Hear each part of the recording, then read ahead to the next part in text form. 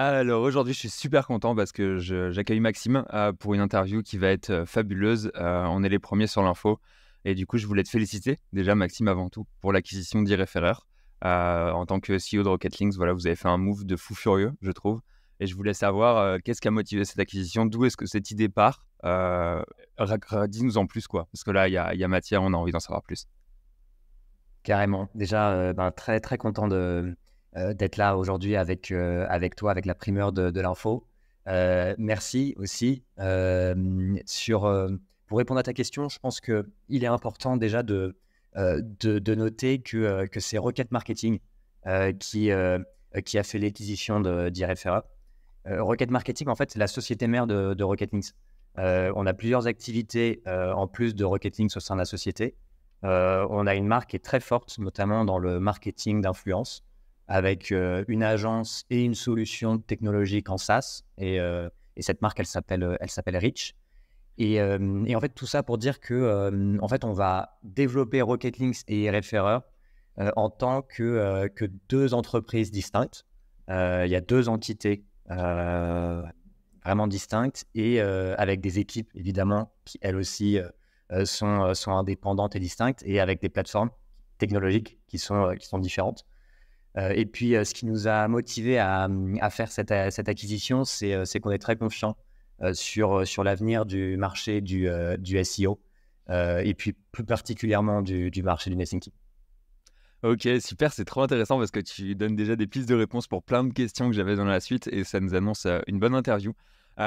Du coup, avec cette acquisition, ce qui se passe, c'est que Rocket Link qui dispose, enfin, Rocket Marketing, vous disposez, vous avez acheté, vous possédez maintenant deux des plus grosses plateformes de liens en France.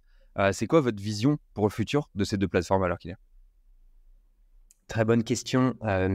Les, les deux services ont vraiment un positionnement qui leur est propre. Pour ceux qui sont clients des deux plateformes, ils savent vraiment ce qui leur retourne. Et d'un côté, Rocket Links, qui est leader vraiment sur le marché, avec un modèle unique d'assistance par l'IA et par l'humain, donc par des consultants et experts en netlinking. Et puis de l'autre, on a iReferrer avec son positionnement plateforme, self-service et 100% automatisé qui permet des tarifs imbattables. Chez Rocket Links, on va continuer à développer des nouveaux services pour la centralisation des dépenses de nos clients. Et chez iReferrer, on va continuer à automatiser le plus de choses possibles, optimiser la plateforme aussi pour faire gagner encore plus de temps et d'argent à nos clients et partenaires. Et puis globalement, on va attaquer l'international encore plus fort. Ok, ok. Ça, c'est vraiment top parce que, tu vois, j'avais une question qui allait suivre qui était un peu, est-ce que vous avez, imaginons une vision où vous voulez juste acquérir du client, potentiellement, ou les spots, et en fait, vous vous dites, on va merge les deux plateformes et les deux vont devenir une seule et même interface et on va faire un espèce de Rocket Referrer. Et du coup, on n'est pas du tout dans ce modèle-là, je suppose. Non, on n'est pas dans ce modèle-là. En plus, le nom, il serait pas ouf. Franchement, Rocket Referrer. Mais non, en vrai, les plateformes, elles vont rester indépendantes. Elles vont rester indépendantes. On pourra faire quelques économies sur la data parce que en fait, on va chercher la data au même endroit pour un overlap de sites, en tout cas en France, qui est assez important. Et on pourra la mettre à jour pour les deux plateformes plus rapidement aussi, enfin plus souvent, plus que rapidement. On va garder les deux plateformes indépendantes parce qu'il y a une certaine notion de subjectivité aussi dans ce que les clients préfèrent sur l'une ou l'autre. Tu vois, parfois on a des clients qui nous disent qu'ils préfèrent d'autres qui préfèrent Rocket Links quand on les interroge. Et si on fusionne les plateformes, il y aura forcément des insatisfaits et c'est pas l'objectif. Ok, ok. Bah écoute, c'est bon à savoir, je pense que ça rassure plusieurs personnes. Il y a un peu dans le choix du rachat, il y a un choix qui est particulier. La première question, quand je l'ai lu, je me suis dit, oui, c'est vrai que c'est une super bonne question. Pourquoi avoir racheté iReferrer et pourquoi pas avoir visé sur l'international? Alors qu'il est, vous avez déjà une position dominante en France. Pourquoi est-ce que vous essayez d'asseoir encore plus votre position dominante française et pourquoi pas s'étendre à l'international? Ouais, c'est aussi une très bonne question. C'est vrai que pour nous, il était important de s'ancrer, sans mauvais jeu de mots, encore plus en France, ce qui est un marché qui est très mature sur le sujet du netlinking. C'est pas le seul marché qui est mature, mais c'est un marché qui est beaucoup plus mature que les marchés anglophones, par exemple. Et donc, il y a une opportunité business qui est très importante en France, faut se le dire. Et puis surtout, c'est une première acquisition. On n'a pas prévu de s'arrêter ailleurs et on est ouvert à toutes les opportunités, que ce soit en France ou à l'international. Ok, on voit que Rocket Marketing a les dents longues, ça fait plaisir à entendre. Il y a une question qui brûle les lèvres de tout le monde, tu le sais. C'est quoi le deal que vous avez signé, quoi? De combien est-ce qu'on parle? Est-ce qu'on parle de voilà, une somme à 6 chiffres, une somme à 7 chiffres?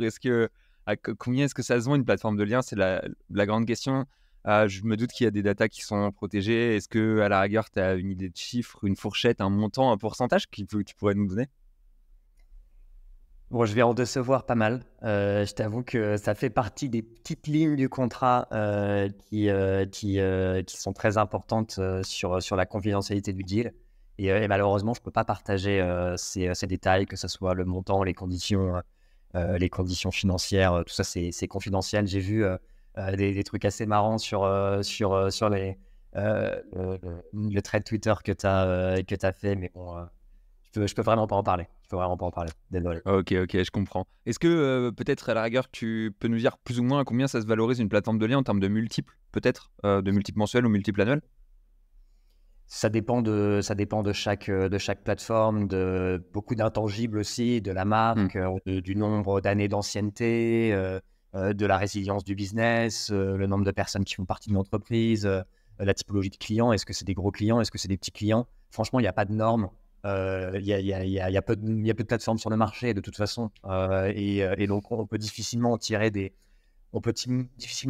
conclusions, des moyennes, tu vois. Ça serait pas forcément pertinent de te donner un chiffre. Ok. Bon, bah écoute, j'arrête de gratter alors sur les montants. Alors, C'est bien tenté en tout cas. ouais, j'ai essayé, t'as vu, j'ai même essayé de rattraper la question un peu.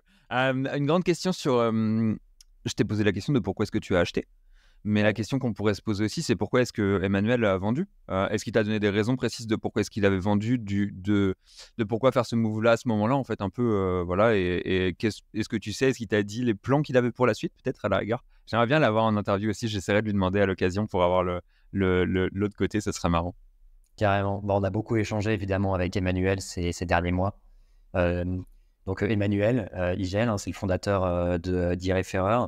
Il va nous accompagner déjà sur la fin de l'année, voire encore plus. Et il va rester très proche de l'activité. Déjà parce qu'il est éditeur sur e-Referrer. On a beaucoup d'admiration pour ce qu'il a fait. Et on bosse tous les jours en fait ensemble pour bien comprendre en fait le fonctionnement d'e-Referrer, pour respecter l'essence de la marque qu'il a construite, de son positionnement, du produit, de la technique, de la plateforme derrière. Et tout ça parce qu'on veut faire perdurer en fait ce qui a fait le succès d'e-Referrer. C'est super important pour nous. Et après 10 ans de travail non-stop, sans congé, il va enfin pouvoir en prendre grâce à la structure résiliente qu'on va créer ensemble. Et puis, il va pouvoir aussi se concentrer justement sur ses activités d'édition de site. C'est vrai que quelque chose que certaines personnes ne savent pas, mais on le voit sur la fiche Papers de e-Referrer. E-Referrer, c'était seulement Emmanuel. Il n'y avait pas d'employé. C'était un business d'une seule personne. Moi, il y avait une légende urbaine qui traînait, je me souviens, il y a quelques temps, qui disait que ses parents l'aidaient un peu sur le support ou des détails comme ça. Mais on était vraiment sur un business d'une seule personne et c'est assez fou quand on voit la taille que peut être un business en termes de nombre de personnes sur la vente de liens. De savoir qu'il a monté un titan comme ça seul, c'est assez impressionnant. Donc, je pense que c'est des vacances extrêmement bien méritées. C'est clair, c'est clair. Euh, je t'ai dit que j'allais te laisser tranquille sur les chiffres et les tarifs, mais je vais pas vraiment te laisser tranquille. Je vais revenir à la charge parce que c'est quand même une grande préoccupation. Tu sais que e-Referrer a un peu la réputation du discounter. Et du Ouais. coup, la question, c'est Rocket Link, ça n'a pas vraiment le même positionnement marketing. Est-ce que le rachat de e-Referrer par Rocket Marketing, ça veut dire une augmentation des prix, un ajustement des marges et potentiellement une hausse des prix sur e-Referrer? C'est une question évidemment à laquelle on s'attendait quand on a fait le rachat d'e-Referrer. La commission d'apport d'affaires de Rocket Links, elle est supérieure à celle d'e-Referrer. C'est un fait. Parce qu'on a un volume d'affaires qui est beaucoup plus important et qu'on ramène des clients à des éditeurs de sites ou des médias qui ne seraient jamais passés en direct autrement. Et ça, c'est grâce à notre modèle d'assistance qui est vraiment unique, dont on parlait juste avant. Et pour que vous compreniez bien comment ça fonctionne, surtout pour ton audience qui n'est pas forcément éditeur de site, même si je sais qu'il y en a beaucoup, il faut revenir aux bases, en fait.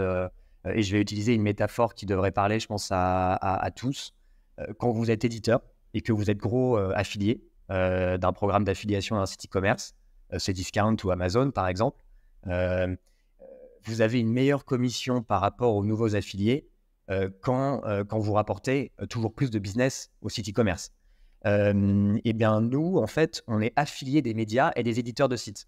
Et on est des gros affiliés parce qu'on envoie beaucoup de commandes pour bon nombre d'éditeurs de sites et bon nombre de groupes médias. Et donc, plus on envoie de volume de commandes, plus on est censé en fait obtenir de meilleurs tarifs. Et ces meilleurs tarifs, on peut les répercuter aux clients, aussi bien sur les prix de vente que sur le service rendu. Forcément, plus de commissions égale plus de marge, égale plus de développement technologique et plus de services qu'on peut rendre aux clients. Puis on peut aussi baisser les prix de vente. Et tout ça, c'est un cercle qui est vertueux. C'est vraiment le cercle vertueux de la marketplace Rocketings. Mais ça ne veut pas dire que le client, lui, il achète plus cher. Tu vois, la commission d'apport d'affaires, ce n'est pas au client de la payer. C'est une commission que nous reverse le média sur un prix affiché public. Tu vois, et pour revenir sur la métaphore avec l'affiliation, c'est quand le client passe par un lien d'affiliation, il ne paye pas plus cher sur Amazon ou Cdiscount. Tu vois, c'est la même chose. C'est vraiment le site e-commerce qui reverse une partie de sa marge à l'affilié pour le business qui ramène. Si ce n'était pas le cas, plus aucun client passerait par des liens affiliés et c'est un business qui ne fonctionnerait pas autant qu'il fonctionne aujourd'hui, tu vois. Et donc, dans la réalité et sur notre marché, les médias ne font pas respecter tous un prix de vente recommandé. Bien que ça soit quelque chose qui pourrait être pertinent. C'est malheureux, mais c'est comme ça. Et donc, il peut y avoir encore des différences entre les différentes plateformes, que ce soit sur eReferrer ou Rocketings. Il ne faut pas d'ailleurs hésiter à nous dire s'il y a des différences qui sont vraiment importantes. On a une fonctionnalité pour ça d'ailleurs sur Rocketlinks, une fonctionnalité qui s'appelle « Vous avez trouvé moins cher ailleurs » sur les fiches de site, qui permet de simplifier un petit peu le process, un peu comme chez Leclerc ou à la Fnac, le boulanger, quand tu constates une différence de prix. Voilà, ça c'est pour le contexte. Ceci étant dit, sur certains médias, eReferrer est moins cher. Sur d'autres, Rocketlinks est moins cher. C'est parfois des éditeurs qui ont oublié de nous informer de changements de politique tarifaire. Je parle d'eReferrer ou Rocketlinks, mais ça peut être d'autres plateformes aussi. Et ça, c'est d'un sens comme dans l'autre. Tu vois, des fois, on est plus cher, des fois chez Rocketlinks, on est plus cher, des fois, on est moins cher. Ça dépend de chacun des médias. Maintenant, on a la data, donc on pourra aussi régler les différentes erreurs aberrantes sans forcément attendre que des clients reviennent vers nous avec vous avez trouvé moins cher ailleurs, d'un côté comme de l'autre. Et puis sur eReferrer, il y a aussi une façon de déterminer des prix qui est différente. Chez eReferrer, les prix ils sont capés selon les métriques SEO, notamment le volume de trafic organique. Et tout est automatisé pour les éditeurs. Les éditeurs, ils installent pour beaucoup un plugin qui permet de faire en sorte que les articles soient publiés de manière automatisée avec une vérification qui est faite en amont quand même, avant la publication par les équipes d'eReferrer et qui sont différents des rédacteurs. Et ça a ses avantages et ses inconvénients. On perd certaines opportunités sur eReferrer à commercialiser des médias qui voudraient vendre plus cher. mais ça permet d'avoir des petits prix sur certains sites, notamment des plus petits sites. Et ça ne va pas changer. Super important, ça ne va pas changer. C'est ce qui fait la force d'eReferrer. Et, et aussi, la commission d'apport d'affaires d'eReferrer, elle est moindre parce que tout est automatisé, hein, je l'ai dit, et tout est en self-service. Et puis, le troisième point qui fait que la commission d'apport d'affaires est moindre pour eReferrer, c'est aussi parce qu'il y a une incitation à réutiliser le crédit sur eReferrer, ce qui en fait un cercle super vertueux et le positionnement unique aussi d'eReferrer en tant que discounter. En fait, tout ça renforce ce positionnement en tant que discounter. Et évidemment, il n'est pas prévu que ça change du tout parce que sinon, quelqu'un d'autre prendra la place et c'est pas le but. Vous avez bien fait, vous voulez capitaliser sur ce que vous avez acheté et garder les forces, vous avez bien raison. J'esquive du coup facilement la question sur est-ce que vous allez enlever les 15% qui sont déduits quand on retire l'argent au lieu de le réinvestir directement de RFA parce que je suppose que vous allez le garder du coup. Bah ouais, en fait, on va pas augmenter les marges, mais on va pas baisser les prix non plus, évidemment. On a déjà la marge la plus basse du marché, on peut difficilement faire mieux. On peut toujours aller négocier de meilleurs tarifs avec les éditeurs, ce qui va permettre de faire baisser les prix in fine. Mais la marge, elle a prévu de rester telle qu'elle. Elle va ni augmenter ni baisser. Et encore moins les 15% de frais de retrait parce que c'est ce qui incite le réinvestissement sur la plateforme. Et c'est ce qui crée en fait ce cercle vertueux. Et vraiment, moi j'ai été étonné, mais la majorité des vendeurs sur eReferrer sont aussi acheteurs chez eReferrer, donc c'est top comme modèle.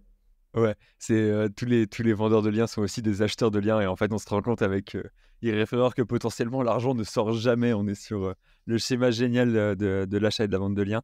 Je vais skip directement sur une question qui est intéressante parce qu'on est sur la thématique des prix et on a parlé de questions de marge et on a parlé de questions de positionnement, etc., etc. Il y a la question de Linkfinder qui se pose. Alors qu'il est Rocket Link, c'est pas sur Linkfinder, eReferrer l'est. eReferrer est souvent marketé comme étant le moins cher sur Linkfinder. C'est vraiment quelque chose qui est assez fort.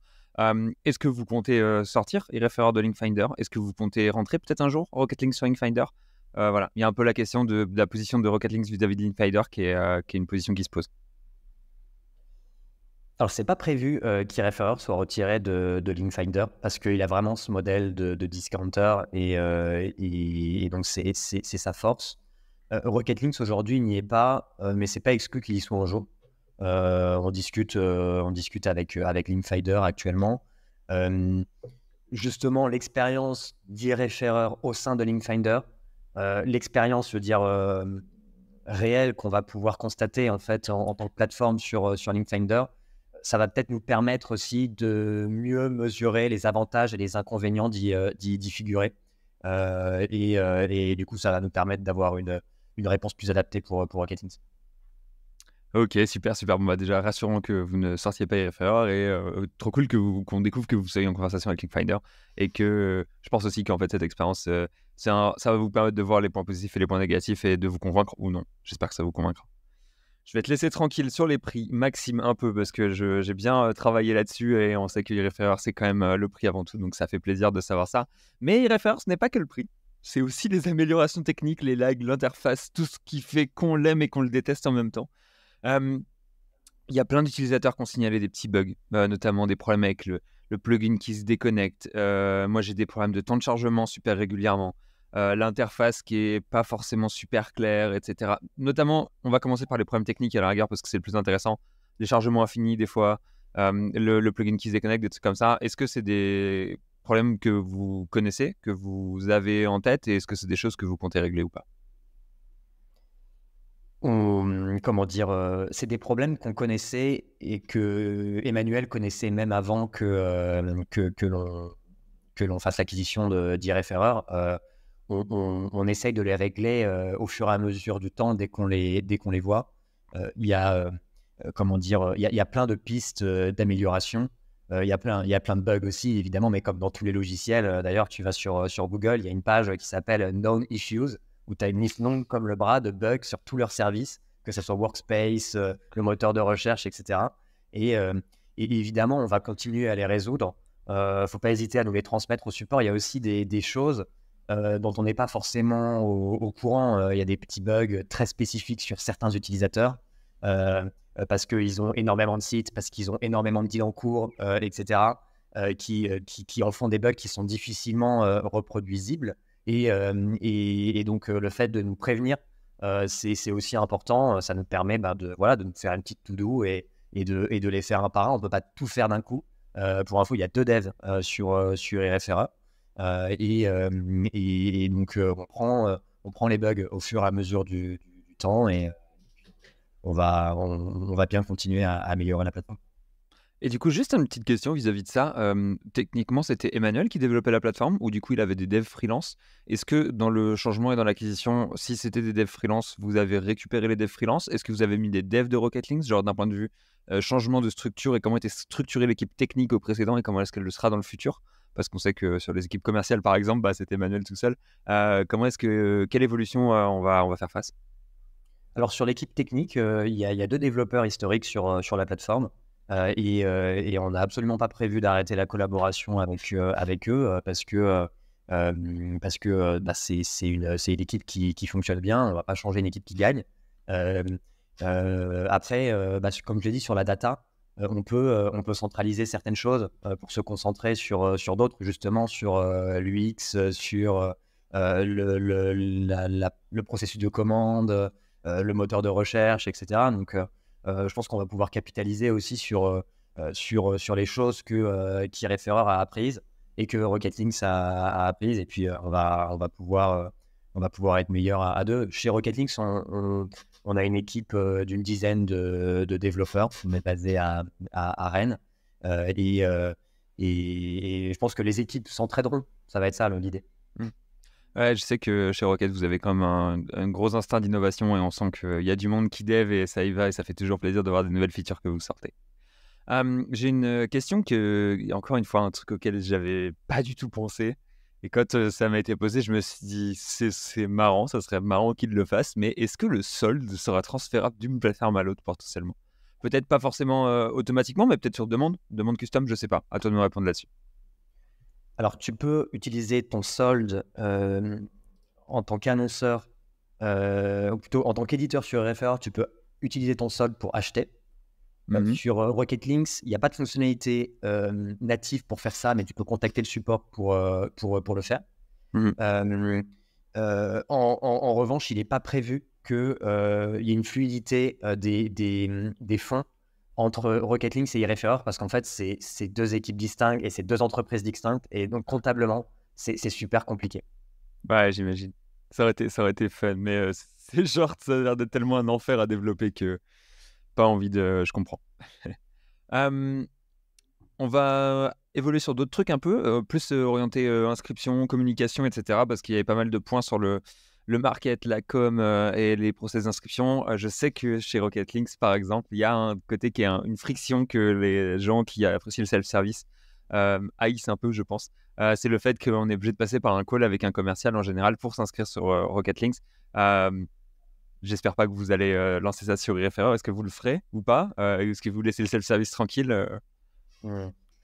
Alors, c'est intéressant comment tu as orienté la question, et tu as bien précisé que c'était ceux qui aimaient le self-service, qui n'aimaient pas cet appel, parce que, en fait, notre cible de clients sur Rocket Links, c'est des clients qui veulent être assistés. Et en fait, ces clients-là, ils apprécient ce modèle d'assistance, justement, cette assistance humaine, avec des consultants qui font le même métier qu'eux, parce que nos clients, en fait, ce sont des experts SEO pour la plupart. Et en fait, nous, on part du principe qu'on ne peut pas être assistant sans avoir nos clients de temps en temps au téléphone. Tu vois, tu peux pas assister quelqu'un en asynchrone à 100% par email, ou alors tu perds beaucoup de temps. Des fois, se synchroniser, c'est bien. Et nous, on a testé même par email, parce qu'on vient du self-service à 100% aussi. Hein. On avait un modèle qui était similaire à celui d'iReferrer il y a 12 ans quand on a commencé avec Rocket Links. Et sur ce modèle d'assistance, ça fonctionne moins bien sans téléphone, sans voir les gens, en fait. Alors, je dis téléphone, mais c'est plutôt des Google Meet qu'on fait. Et sur iReferrer, la force, c'est le self-service. C'est le modèle un peu automatisé où tu fais ton marché tout seul, etc. Donc, c'est pas prévu qu'il y ait un call. C'est pas prévu qu'il y ait un call à l'entrée. C'est pas prévu qu'il y ait un call pour réactiver des comptes. c'est du self-service à 100%. Il n'y a pas une équipe d'experts SEO au sein d'e-référeur. Et ce modèle self-service, c'est ça qui plaît, donc on va pas le changer. Et pour en revenir au modèle de Rocket Links, ben, si celui-ci il ne plaît pas et qu'un prospect n'a pas forcément envie de ce service d'accompagnement, ce service d'assistance, on ne s'empêchait pas à l'époque de rediriger des prospects vers e-référeur. On le faisait, alors évidemment pas à tous les prospects, mais de temps en temps, quand on voyait qu'il n'y avait pas du tout de fit, on marquait des points en disant qu'ils pouvaient aller sur e-référeur, puisqu'on savait que de toute façon, e-référeur ne faisait pas le modèle d'assistance qu'on promouvait chez Rocket Links. Et puis, en se disant qu'un jour, le client, il aurait peut-être besoin de cette assistance et qu'il reviendrait vers nous et qu'il se souviendrait qu'on a été faire et qu'on a recommandé quelqu'un d'autre à l'époque qui était plus adapté. Et ben, avec cette acquisition, on va s'en empêcher encore moins, tu vois, de recommander e-référeur. Ah, c'est vrai, c'est un très très bon mécanisme que tu donnes là. Et c'est vrai que moi-même, il y a plusieurs fois où je me suis réinscrit avec des nouveaux mails sur Rocket Links et à chaque fois j'avais l'appel et je me souviens, je disais toujours non, non, non, mais j'envoyais un mail rapidement au support en disant non, validez-moi le mail s'il vous plaît, j'ai pas besoin de l'appel, c'est plus pratique, je veux juste accès au catalogue pour voir 2-3 trucs. C'était Bah, toujours. tu connais maintenant de toute façon, tu as juste à dire Ouais, que voilà quoi. Quand mon nom sort, ils sont là, genre, ok, lui, on va skip le call peut-être. Je devrais faire Putain, ça serait une bonne idée de vidéo pour un jour. Je ferai une vidéo, je pense, où j'appelle le support Rocket Links et je me fais passer pour un noob SEO pour leur poser des questions, comme les gens qui se font passer pour des noobs à la salle de sport. Ça sera un sujet marrant. okay. Il y a pas mal de questions autour de la communication en termes, par exemple, voilà, il y a la question de, en gros, je sais que quand vous vous adressez aux éditeurs ou aux annonceurs, on a des fois on envoie des mails, des fois des SMS, des fois il y a des choses qui arrivent en double.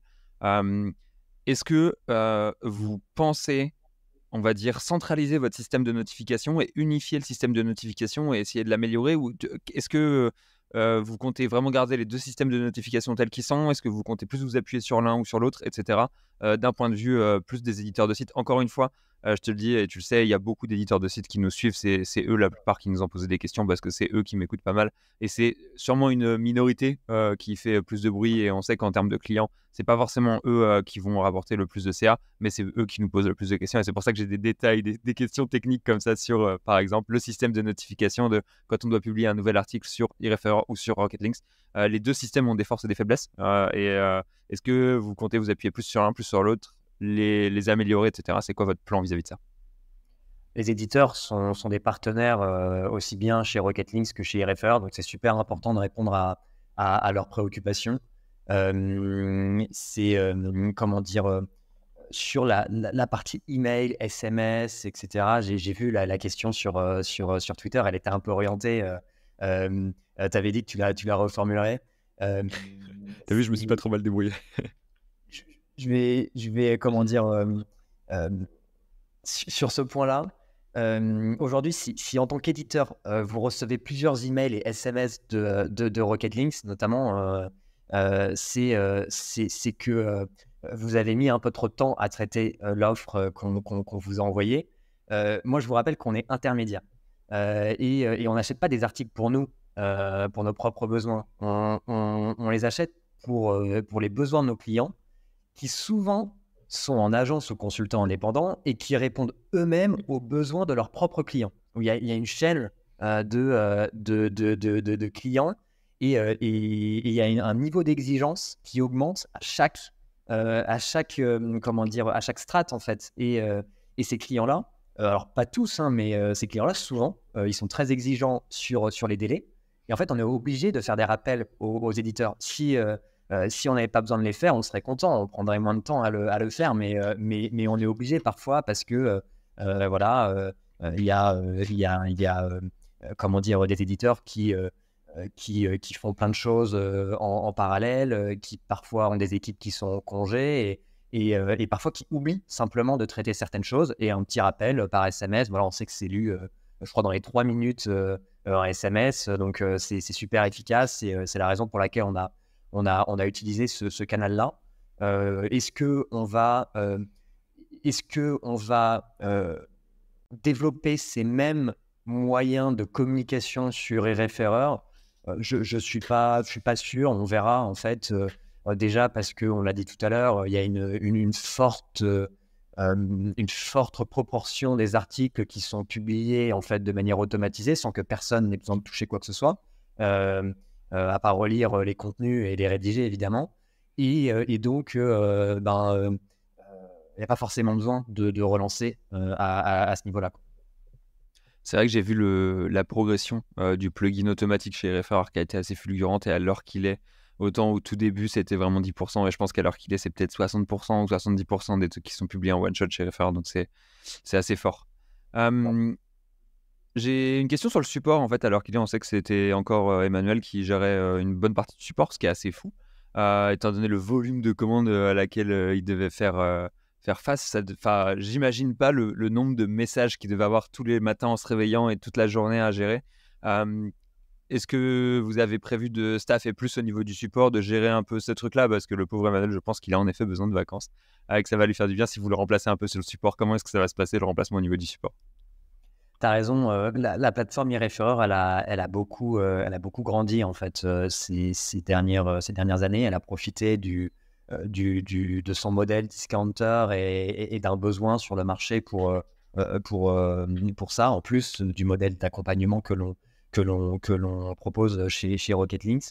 Et, euh, et oui, on a prévu de staffer le support. Il y a déjà Paul qui nous a rejoint pour traiter avec Emmanuel le support et pour prévoir aussi une augmentation des tickets et des sujets dans le futur, sur la fin d'année, mais aussi en 2025, en 2026, etc. Et puis, on s'est aussi doté d'une équipe finance qui gère le pointage des règlements pour les dépôts, notamment ceux qui sont faits par virement, pour les paiements des éditeurs aussi, afin que au support, on puisse se concentrer sur l'essentiel, traiter les changements d'encre, traiter les contenus qui ne plaisent pas forcément, voilà, ce genre de sujets qui sont assez récurrents et qui font partie du quotidien du support, quoi. Je pense à ça, c'est pas une question qui a été posée, mais c'est une question qui est intéressante, je trouve, au niveau du processus de production de contenu de Airefairer, parce que Airefairer a aussi toute une partie production de contenu, de quand on veut acheter un article et pas le produire, Airefairer propose de le produire. Est-ce que vous comptez introduire des changements à ce niveau-là, au niveau de l'équipe, des process, etc., de la qualité de contenu, est-ce que vous avez un objectif global en termes d'écriture, qualité de contenu, qui est différent de ce que vous faites maintenant, que de ce que faisait Emmanuel, ou est-ce que vous allez garder le même style, la même continuité? Alors aujourd'hui, il y a des partenaires rédacteurs et relecteurs qui sont des partenaires de longue date d'Ivoire et qui permettent aux clients de bénéficier des meilleurs tarifs quand le prix de publication sans rédaction est très peu cher. On ajoute la rédaction qui est elle-même aussi très peu chère et ça en fait des tarifs super intéressants. Ça n'a pas prévu ça a pas prévu de changer. Après, on sait que certains clients ont besoin d'une qualité supérieure rédactionnelle, limite journalistique. Euh, et, euh, et si on sent que c'est un besoin de la part de nos clients et qui sont évidemment prêts à payer pour ça, c'est quelque chose qu'on pourrait rajouter en plus, mais que les clients aient toujours le choix entre les deux. Ça, c'est super important. Et d'ailleurs, du coup, ça me permet de faire une toute petite transition encore sur la question du contenu. On est d'accord qu'à l'heure qu'il est, la rédaction effectuée par Airefairer, c'est de la rédaction humaine? Ouais, c'est de la rédaction humaine. C'est de la rédaction humaine. Après, je pense qu'il n'y a aucun rédacteur qui ne se fait pas aider par l'IA aujourd'hui pour comment dire, la documentation, pour la rédaction d'un plan, etc., etc. Même si vous gérez des rédacteurs, vous devez le faire. Enfin, c'est plus, comment dire, c'est plus rentable. Après, il ne faut pas laisser l'IA rédiger parce qu'il y a de la redondance, parce que il y a un risque de duplication de contenu, etc. Mais l'aide par l'IA, c'est un fait. Et même si les rédacteurs vous disent qu'ils n'utilisent pas d'IA, ils en utilisent, clairement. Donc là-dessus, on est pragmatique et on n'interdit pas l'aide par l'IA, mais par contre, on s'assure que les contenus ils soient bien rédigés par un humain et surtout tous les contenus ils sont relus avant d'être publiés. Ok, super. Enfin, là, c'est fort, ça fait plaisir à entendre en vrai d'avoir des belles choses comme ça. Euh, j'ai laissé un peu l'argent de côté pendant quelques temps, mais on va y revenir parce que Referrer, c'est quand même avant tout des prix bas.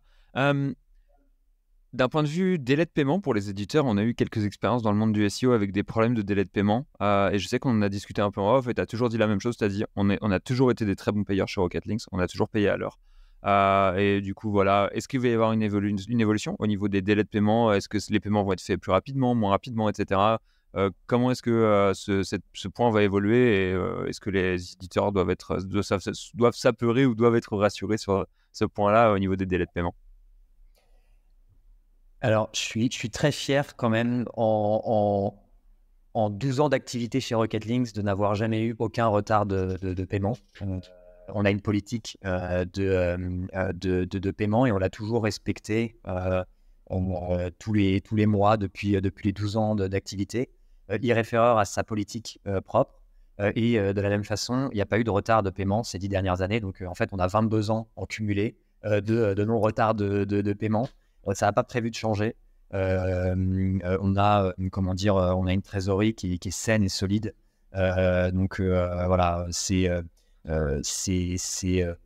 super important à retenir.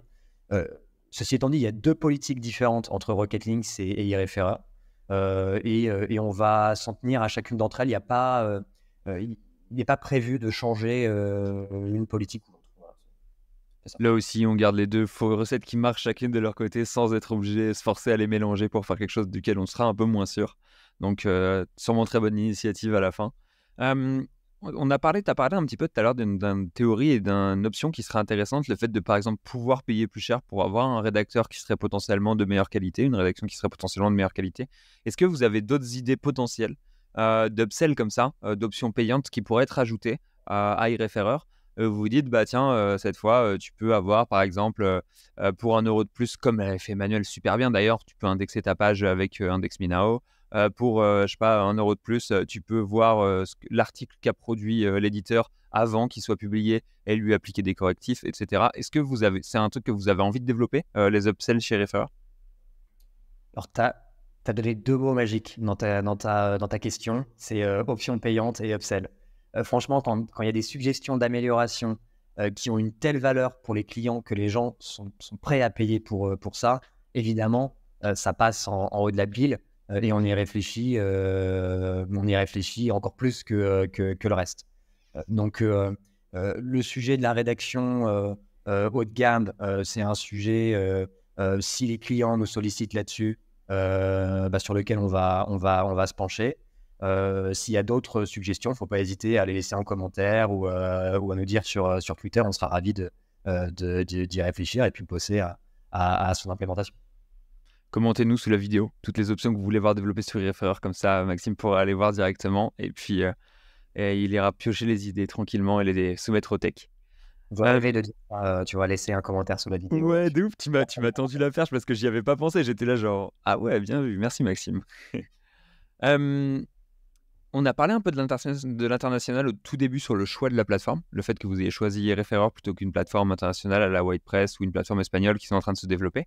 Est-ce que vous comptez vous étendre chez Rocket Marketing via iReferrer ou via Rocket Links à l'international? Est-ce que c'est un truc où vous êtes vraiment en train de vous dire il faut qu'on tambourine le marché français? Ou alors est-ce que vous êtes plutôt dans une dynamique en train de vous dire on va regarder ce qui se fait par derrière la Manche, outre-Atlantique, on va essayer d'aller manger les marchés anglophones, etc. Où potentiellement il y a des marges qui vont être un peu meilleures qu'en France, où le marché est très mature, etc. L'international, c'est un sujet pour Rocket Links, et après je parlerai d'iReferrer, mais c'est un sujet pour Rocket Links déjà depuis plusieurs années.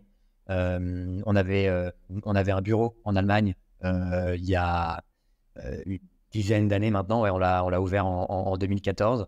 C'était un peu trop tôt dans l'histoire de Rocket Links à l'époque. Et quand on s'est attaqué à l'international, en fait, on s'est rendu compte à quel point c'était complexe. Tout le monde veut faire de l'international, mais c'est une question qui est vraiment compliquée. C'est un vrai sujet. Aujourd'hui, ce qu'on a remarqué, c'est qu'il n'y a aucune plateforme, qu'elle soit française ou internationale, qui a réussi à créer un cercle vertueux de marketplace sur plusieurs marchés. Elles ont toutes un seul marché de prédilection, parfois deux, quand les langues sont les mêmes, C'est une réalité aujourd'hui sur le marché. Et le vrai problème pour toutes les plateformes qui en visent plusieurs, qui visent plusieurs marchés, en fait, c'est le volume d'achat en dehors de leur marché d'origine, tu vois, leur marché phare, qui permet d'avoir un catalogue bien fourni et toujours à jour. Ça, c'est compliqué à reproduire fois 10 pays, en fait. Et donc, quand on achète sur un marché qui n'est pas celui d'origine, sur une plateforme, c'est forcément un peu plus long. Il y a des risques de délais supplémentaires, voire même d'annulation de deal. Et Rocket Links, lui, tire son épingle du jeu, en fait, parce que avec notre modèle d'assistance, le client, il n'est pas en face de toute cette complexité. Évidemment, il est en face de délais un peu plus longs, parce que même si on gère cette complexité, les délais n'en restent pas moins plus longs à l'étranger. Et ça, c'est un fait. C'est des délais qui sont un peu supérieurs par rapport à la France, où il y a une machine qui tourne depuis 10 ans et des éditeurs qui sont peut-être au millième article publié pour nous, tu vois. Ça, c'est une évidence. De l'autre côté, eReferrer, lui, a réussi, avec son modèle self-service, à s'imposer sur d'autres marchés. Il a réussi à s'imposer en France, c'est une évidence, mais il a réussi aussi à s'imposer en Espagne, en Italie, et on a une belle croissance sur les marchés anglophones, et ça, c'est très fort. Et donc, on va clairement pas s'arrêter en si bon chemin, que ça soit sur Rocket Links ou sur eReferrer. Ça fait vraiment plaisir à entendre. C'est marrant parce que j'ai poussé Referrer plusieurs fois à des anglophones ou à des hispanophones ou avec des gens à l'international ici à Chiang Mai ou en Thaïlande en général qui voulaient soit attaquer les marchés français, soit me demander un peu, c'est quoi ces histoires de plateformes de lien en France? Vous avez l'air d'être super développé sur le sujet. Et donc, je leur envoyais à chaque fois l'exemple de Referrer. Je leur disais, va jeter un œil parce que ce truc-là, c'est quand même assez fort. Donc voilà, c'est bon à savoir que vous avez de la croissance à l'international sur Referrer et sur Rocket Links et que c'est un gros truc. Est-ce que WordPress, ils n'ont pas un peu cette situation alors qu'ils arrivent à créer du vertueux sur plusieurs marchés? Ils ont un cercle vertueux, je pense, sur les marchés anglophones, mais moins sur les marchés internationaux. Par exemple, en France, on les voit très peu en concurrence. Ouais, c'est vrai, 100%. Ok, c'est intéressant à savoir. Je savais sur l'anglophone, je savais pas trop s'ils avaient sur le reste. On va regarder un peu sur... on va commencer par regarder un peu vers le futur. Alors qu'il est... Rocket Marketing a récupéré, possédait déjà et opérait Rocket Links, qui était la plateforme numéro 1 sur l'achat de liens en France. Vous avez racheté le discounter. Maintenant que vous avez un peu les deux grosses parties de l'achat de liens avec le top et le bottom, qu'est-ce qui se passe? C'est quoi le futur, quoi? Vers quoi est-ce que vous allez aller? Et j'ai une autre question qui va peut-être... Non, vas-y, on va commencer par ça. C'est intéressant. Vers quoi est-ce que vous voulez aller? Qu'est-ce que c'est les prochaines étapes pour vous, Rocket Marketing? Ok. C'est une question qui est assez vaste, mais essayer d'y répondre avec le plus de détails possible. Rocket Links, on reste fidèle à notre roadmap, qui consiste à développer des solutions toujours plus avancées pour faire gagner du temps à nos clients. Tout ce que l'on fait, c'est pour répondre à cette problématique. Et notre objectif, c'est vraiment notre objectif, on va dire, très long terme, c'est d'être une méta-plateforme pour le SEO et dans le monde entier. Ce qui permettrait à nos clients, c'est ça que j'entends par méta-plateforme, en fait, de tout centraliser et d'évoluer dans la gamme de services en fonction de la maturité de chacun des clients.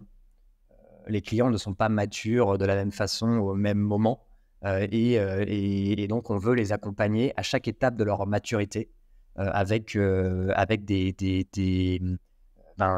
services différents à chaque étape. Et donc, chez Rocket Links, on fait déjà beaucoup de choses. On fait des articles sponsorisés, évidemment, avec éventuellement des add-ons pour le SEO, avec des add-ons de maillage interne, par exemple, des relais pages d'accueil, des liens sur des articles édito vers les articles sponsors pour améliorer le maillage interne et le jus SEO, des add-ons aussi qui vont au-delà du SEO, des relais sur les réseaux sociaux, sur les newsletters. Alors, à l'époque, on disait qui vont au-delà du SEO, mais aujourd'hui, avec les Google Leaks, si certains pouvaient encore douter de l'impact du trafic sur les sites ou les pages d'articles sponsorisés. Je pense que là, on ne peut plus vraiment en douter. Et donc, je pense que ça a un impact indirect sur la visibilité SEO. Au-delà des articles, on fait aussi des liens sur des pages existantes. On l'a toujours fait. On n'était pas forcément connu pour ça, mais ça fait depuis le début de Rocket Links qu'on propose ce service-là. Et puis, on propose aussi des liens homepage ou site-wide qui ont eu leur gloire il y a quelques années et qui reviennent sur le devant de la scène quand les gens se rendent compte en fait qu'il n'y a pas plus naturel qu'avoir des liens sur des pages d'accueil. Quand on sponsorise un événement, on a un lien sur une page d'accueil. Quand on fait partie d'un groupe, on a un lien sur une page d'accueil. On le voit parce qu'on fait des benchmarks concurrentiels chez Rocket Links et on voit qu'il y a une proportion de liens sur des pages d'accueil qui est super importante pour les leaders sur tous les marchés. D'ailleurs, toi, tu en as fait un récemment sur le CBD. Et alors, les liens sur les pages d'accueil, il y en a pléthore. Et encore plus, évidemment, sur les thématiques concurrentielles que les autres. Mais il y en a partout. Il y en a partout, c'est naturel. On fait aussi des rubriques, donc plusieurs articles sponsorisés sur le même média. Pour avoir un maillage interne encore plus important, puisque là, quand on fait des rubriques, on va avoir souvent une rubrique dédiée qui va être liée depuis la page d'accueil, voire même toutes les pages du site, ce qui en fait des liens vers son site à seulement 1 ou 2 clics de la page d'accueil du site du média. Et ça, tous ces services-là, on les propose dans tous les pays.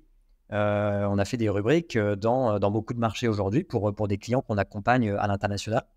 Et c'est déjà beaucoup, mais il y a des services qu'on ne propose pas encore, ou alors qu'on propose qu'à un certain type de clients, certaines typologies de clients qui sont très avancés, très matures.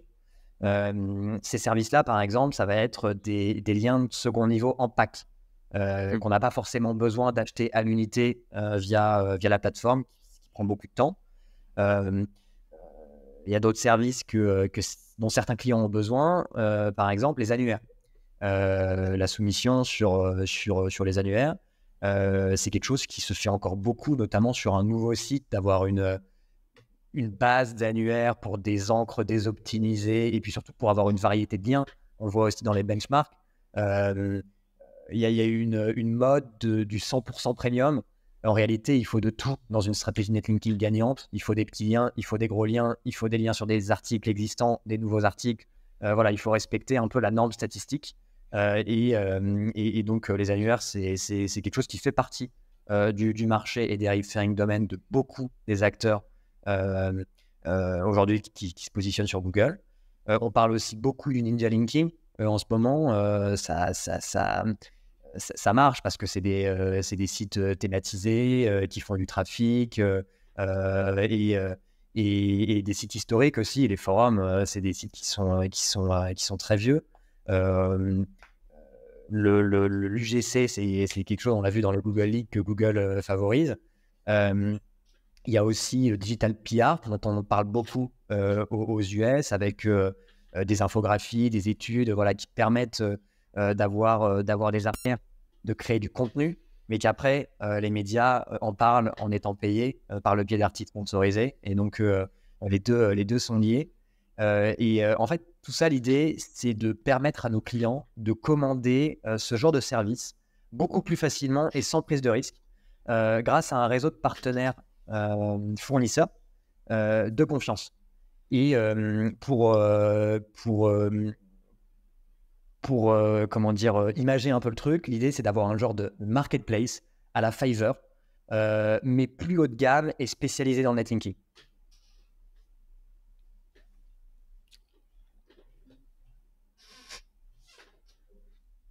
C'est ouf ce que tu dis. En gros, à l'instar de Fiverr, vous voulez avoir le côté marketplace, vous voulez proof test les services un par un, et vous voulez pouvoir proposer tout ce qui existe autour du netlinking et du off-site, etc. en SEO via des partenaires qui sont proof testés et qui fonctionnent. Et voilà quoi, utilisez votre force commerciale et votre force marketing pour pouvoir aller les vendre et développer ça, et que chacun ait la possibilité de l'utiliser. Tu me coupes l'herbe sous le pied parce que j'allais poser une question annuaire de iReferrer. Est-ce qu'on va la retrouver sur Rocket? Lien homepage de Rocket, est-ce qu'on va la retrouver sur iRef? La réponse est un peu dans le sens vous êtes en train de centraliser beaucoup de choses sur Rocket Marketing et vous allez réussir potentiellement à avoir une marketplace avec tout qui est disponible depuis cet endroit-là, la Fiverr. Ça serait vraiment monstrueux. Donc franchement, je t'avoue que ça m'impressionne comme plan et ça fait plaisir à entendre et je suis impatient de voir ce truc-là se développer, quoi. Alors, on veut pas que les deux plateformes finissent par être identiques, tu vois, c'est pas l'objectif. Mais il y a clairement du bon à prendre d'e-Referrer à intégrer sur Rocket Links et inversement. Il y a du bon à prendre sur Rocket Links qu'on pourrait intégrer sur e-Referrer. On va sur les annuaires, par exemple, qui est un service historique d'e-Referrer. E-Referrer a commencé sur ce service-là. Et, euh, et concrètement, on imagine que les annuaires d'e-Referrer, on devrait pouvoir les acheter depuis Rocket Links grâce à cette marketplace. Enfin, ouais, c'est un truc que je dis souvent que moi, j'achète encore tous mes annuaires chez Referrer, hein. Je fais encore mes petits packs d'annuaires et tout. Et c'est là-bas que j'avais commencé. Les premiers liens que j'ai achetés, c'était chez iReferrer, un pack d'annuaires. Donc voilà, ça fait plaisir de se rappeler de ça et de se dire que c'est encore le cas. Et potentiellement, cette feature qui était vraiment celle de laquelle il vient, elle va être migrée chez Rocket un jour peut-être. C'est top. Alors, ailleurs, une petite question vis-à-vis API. Est-ce qu'il y aura une API sur iRef? Est-ce qu'il y aura une API publique iRef, Rocket Links, etc. Est-ce que c'est un truc que vous voulez développer, d'avoir des API et qu'on puisse communiquer en mode électronique ou c'est un truc où vous n'êtes pas encore trop déterminé? Carrément, non, non, on y travaille déjà sur Rocket Links et puis on va certainement y travailler aussi pour iReferrer. On a commencé les développements des plateformes il y a 12 ans et 10 ans, à une époque où on n'imagine même pas qu'il y ait des clients qui veuillent acheter des articles de manière programmatique par le biais d'API. Et puis à l'époque, même les API, c'était pas, en tout cas les solutions technologiques, elles n'étaient pas API first comme elles le sont toutes aujourd'hui. En tout cas, toutes nos fonctionnalités aujourd'hui sur iReferrer, sur Rocket Links, pardon, elles seront API first. Et on travaille à APIfier nos anciennes fonctionnalités. Et je pense qu'on va adopter cette même stratégie pour iReferrer. Ok, bah super bonne stratégie et je pense que c'est nécessaire, hein, que de plus en plus, autant vous avez une vision très forte client, etc. Sur Rocket Marketing, autant je pense qu'il y a des services qui vont de plus en plus être revendus a posteriori avec des marques blanches et des trucs comme ça qui seront très APIfiés. Donc je pense que c'est une bonne chose d'APIfier, comme tu le dis, vos produits et vos services. Un petit mot pour la concurrence, parce que à l'heure qu'il est, la vente de liens, c'est un secteur qui est mature et qui est concurrentiel. On a eu plusieurs messages de la part de plusieurs de tes concurrents. Du coup, voilà, je pense notamment à Jackie Lixgarden, à Olivier qui gère AccessLink. Et du coup, je me demandais un peu comment est-ce que tu penses que la concurrence, elle perçoit cette consolidation? Est-ce que tu as eu des messages? Est-ce que tu en as discuté un peu avec eux? Voilà. Quelle est la situation de la concurrence? Est-ce que tu t'entends bien avec tes concurrents ou pas? C'est quoi la vision sur tout ça, d'après toi? On a été les premiers sur le concept même de la plateforme en France. On a été les premiers à développer un modèle d'assistance basé sur la tech et sur l'humain avec Rocket Links. iReferrer a été le premier à avoir ce positionnement discounter. Ensemble, on a le plus gros volume de ventes et de loin sur le marché. On compte évidemment continuer à montrer notre leadership sur ce marché en innovant toujours plus et sur les deux tableaux, iReferrer et Rocket Links. Euh, Cela, ça aura pour impact, je pense, de faire grossir le gâteau pour tout le monde. Et in fine, tous les acteurs du marché s'y retrouvent, les clients, avec un paysage concurrentiel qui est important, les éditeurs qui peuvent vendre toujours plus, les intermédiaires comme nous, les plateformes, et tu demandais si on s'entendait bien avec la concurrence. Le rapprochement avec iReferrer en est la preuve. Je pense qu'on a la chance déjà de faire partie d'un secteur où la concurrence est saine, où on se parle tous. On a eu beaucoup de mots en privé et en public qui nous ont félicités sur ce rachat. Donc ça fait évidemment plaisir. Donc voilà, je ne sais pas si j'ai répondu à ta question là-dessus. Tu as très bien répondu à ma question. Ça, c'est cool de savoir qu'on est dans une concurrence saine. Je pense toujours que la concurrence, c'est quelque chose de sain. Et en plus, quand les gens sont bienveillants les uns envers les autres, c'est top. Je pense aussi que On se dit souvent, s'il y a beaucoup de plateformes qui arrivent, il va y avoir moins à manger pour les gens. Et en fait, au final, le gâteau ne fait que grossir. Donc voilà, alors il y a eu beaucoup de plateformes en France, c'est sûrement le pays où on a le plus de plateformes, mais c'est aussi le pays où on achète le plus de liens et c'est le pays où il y a le plus d'argent à faire en vente de liens. Donc au final, je pense que c'est une bonne chose qu'il y ait du monde qui se lance sur le marché et que le marché grossisse. Donc je suis vraiment d'accord avec toi là-dessus.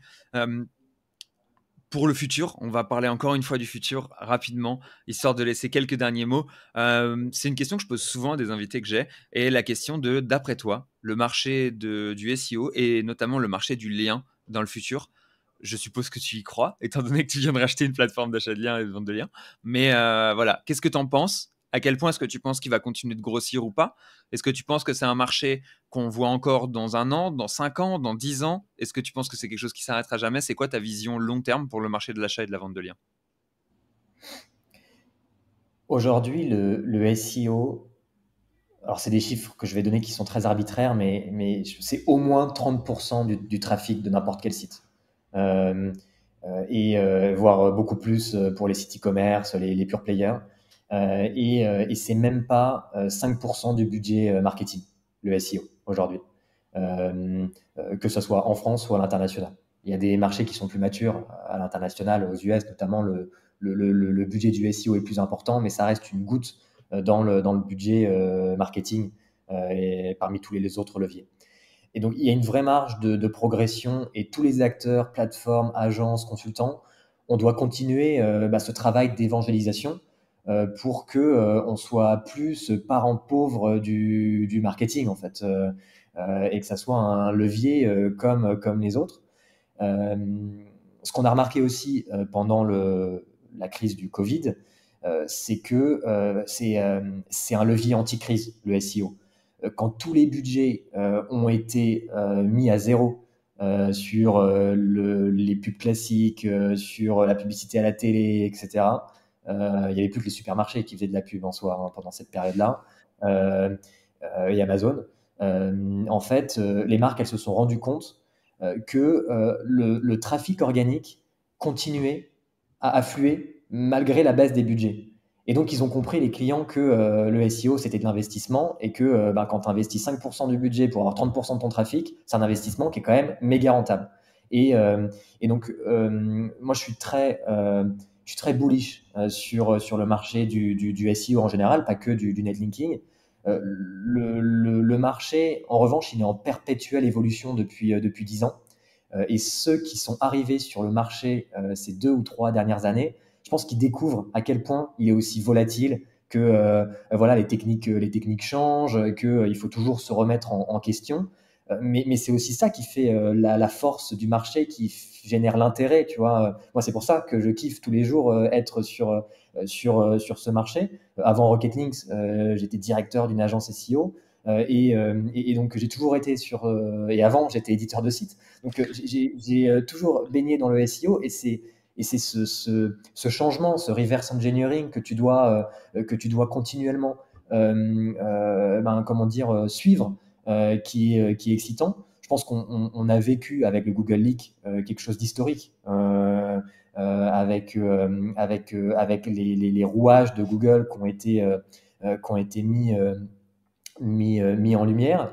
Alors ça nous a pas forcément appris beaucoup de choses, mais ça a confirmé des choses dont on était certain ou presque certain depuis des années, où même Google disait le contraire, et là où on a la preuve que Google disait pas forcément toute la vérité, pour dire les choses de manière assez, comment dire, assez propre. Et voilà, je pense que c'est ce qui fait l'attractivité du secteur, et c'est ce qui en fait un secteur rentable et nécessaire pour les clients, quoi, qui doivent comment dire, naviguer dans cette jungle de complexité. Et c'est la raison pour laquelle les clients ont besoin d'être accompagnés par des agences. Les agences ont besoin d'être accompagnées par des experts en netlinking, comme Rocket Links ou Airfairer.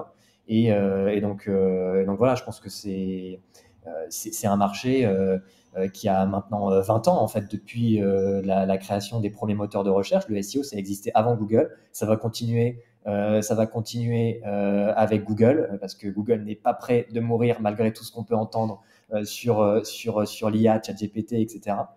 Et au final, si l'IA devait prendre aussi une part de marché des recherches des personnes, si les gens, les usages changent et ils vont sur ChatGPT pour répondre à leurs questions, en fait, les IA, elles fonctionnent un peu comme les moteurs de recherche. Elles ingèrent beaucoup de données qui existent déjà et elles font une association entre ce qu'elles ont entendu et ce qu'elles vont redonner comme information à l'utilisateur. Donc, il y a un besoin de citation, peut-être pas de lien, mais de citation qui est nécessaire pour ressortir dans les différentes IA. Donc, le sujet du netlinking, le sujet des articles sponsorisés, comment dire, il est prépondérant dans l'optimisation pour les moteurs de recherche ou pour l'IA.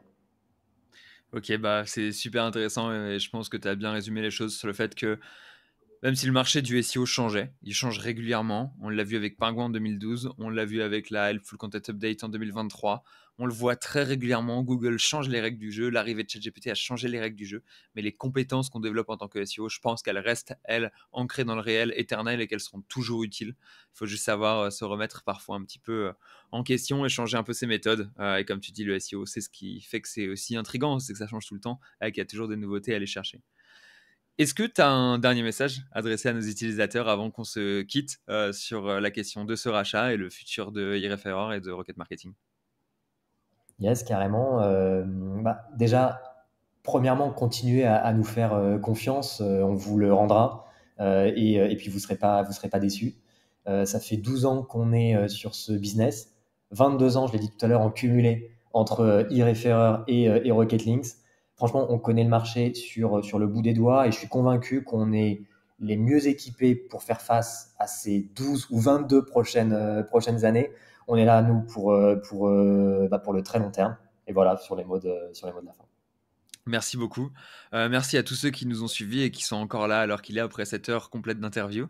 C'était un plaisir d'être aujourd'hui et de t'interviewer, Maxime. Écoute, j'espère que tu as pris du plaisir aussi à le faire et à faire cet exercice avec moi. J'espère que tout le monde va être super content d'avoir toutes ces informations qui pouvaient nous manquer vis-à-vis de ce rachat qui est un rachat historique, je trouve, alors qu'il est et un événement ultra fort pour le SEO en 2024 en France. Écoute, sur ce, je vais vous souhaiter une bonne journée. Je vais te souhaiter une bonne journée, Maxime, et puis je vais couper l'enregistrement. Je vais vous laisser tranquillement continuer votre journée, faire du SEO, ranker fort et continuer d'acheter du lien. Le plaisir est partagé. Merci à toi aussi, Léo, pour cette interview. Et puis merci à vous de nous avoir écoutés. Et bonne journée. Bonne journée.